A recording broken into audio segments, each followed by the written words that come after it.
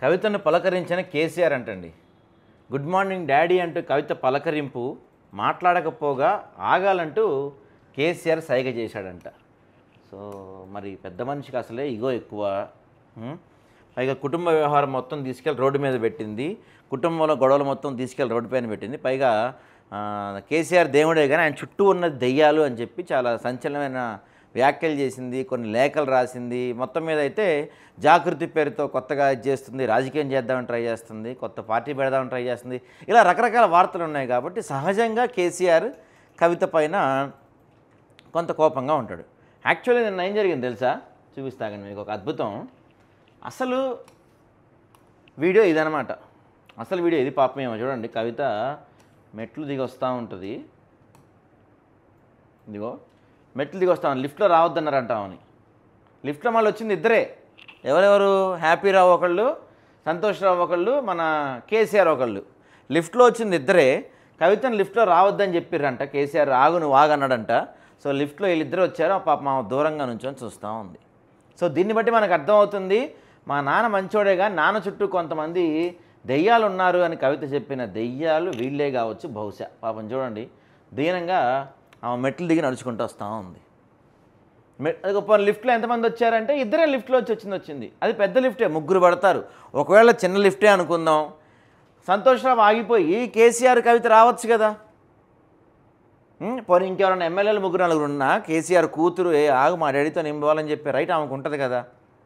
ఇక్కడే ఆమె చెప్పింది దెయ్యాలు ఎవరు, మా నాన్న చుట్టూ దెయ్యాలు ఉన్నారు వాళ్ళ నిన్న. పాపం చూడండి, సొంత కూతురు మెట్లు దిగి వస్తూ ఉంది. వేరే వాళ్ళు ఉండేసి ఆయన లిఫ్ట్లో దింపి తీసుకొస్తున్నారు. ఇద్దరే ఉన్నారు ఆ లిఫ్ట్లో. మళ్ళీ ఎక్కువ మంది కూడా లేరు. హరీష్, మన సంతోష్రావు, కేసీఆర్ ఉన్నాడు. ఎప్పుడు మహమ్మద్ అలీ కదా ఇది కట్టేది. ఈసారి ఎవరో కొత్త ఆయన కడుతున్నాడు, ఎవరో ఆయన మరి. సరే వాట్ ఎవర్, మొత్తానికైతే కేసీఆర్ కవితని దూరం పెట్టాడు అంటానికి ఇది ఒక ఎగ్జాంపుల్ అనమాట. ఇంతకన్నా ఇంకొక ఎగ్జాంపుల్ ఏంటో తెలుసా? బీఆర్ఎస్ వల్ల ఈ పింకీ సోషల్ మీడియాస్ తెలియదట్లు ఎలా ఉంటాయంటే, ఇది అసలు వీడియో అండి. చూదాక మనం చూసింది అసలు వీడియో కదా.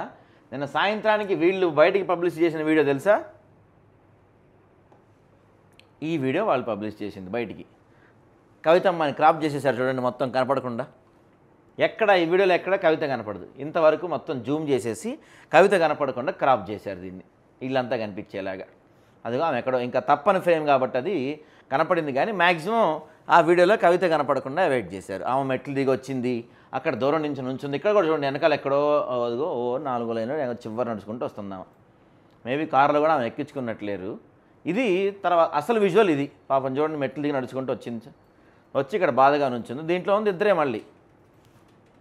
సో దీన్ని బట్టి మనకు అర్థమవుతుంది కేసీఆర్ కవితని పూర్తిగా దూరం పెట్టేశాడు, అసలు మాట్లాడతలేదు అని. కాళేశ్వరం కమిషన్ విచారణకు హాజరయ్యే క్రమంలో ఫామ్ హౌస్ నుంచి హైదరాబాద్ బయలుదేరుతున్న తండ్రి కేసీఆర్ని పలకరించేందుకు కవిత వెళ్ళగా గులాబీ బాస్ ఆమెతో ఒక్క మాట అయినా మాట్లాడని సమాచారం.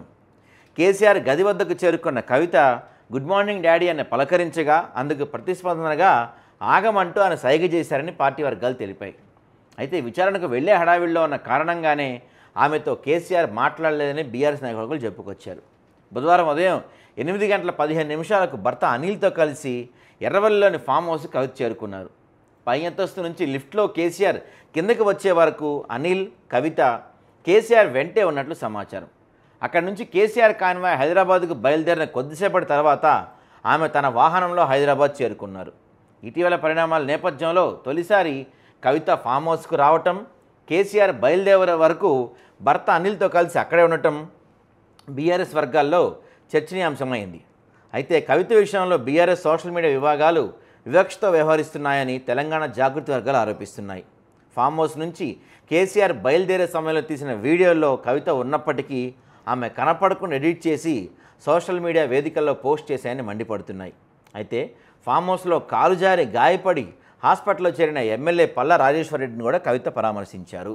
మొత్తానికైతే కూతుర్ని దూరం పెట్టాడు డాడీ అనేది స్పష్టమవుతుంది. ఈ బీఆర్ఎస్ ఎలాగో దూరం పెట్టింది. అయితే మరి ఇప్పుడు కవిత చెబుతున్న దెయ్యాలు ఎవరు అని మెల్లమెల్లగా బయటపడుతున్న పరిస్థితి కనపడుతుంది.